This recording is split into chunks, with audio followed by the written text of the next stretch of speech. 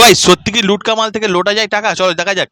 इसकी गारंटी मैं नहीं दे सकता। আমি জানি এখানে কোম্পানি পর্যন্ত গ্যারান্টি দেবে না, তুমি কি দেবে বস? তাই প্রথমেই লুট কামালের দোকানে একটা চলে না, এখান থেকে পেরোন একটা চেনের প্যাকেটের মধ্যে 12টা থাকে, তার মধ্যে আমি 7টা কোনো করে নিয়ে নিলাম।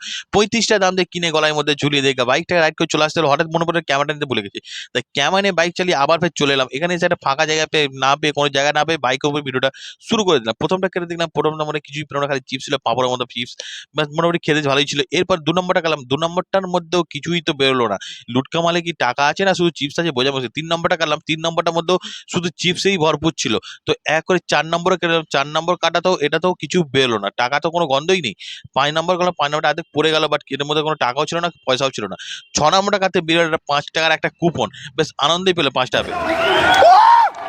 তো 7 নম্বর কাটলাম, 7 নম্বরটা বেরোতে কিছু বেরোনো, তো 35 টাকা খরচা করে 5 টাকা পেলাম। এটা আমি লুটলাম না লুটে গেলাম বোঝা মুশকিল। তাই কি করা যায়? এখানেই ভিডিওটা এন্ড করলাম। ভালো লাগে সাবস্ক্রাইবটা করতে পারো ভাই।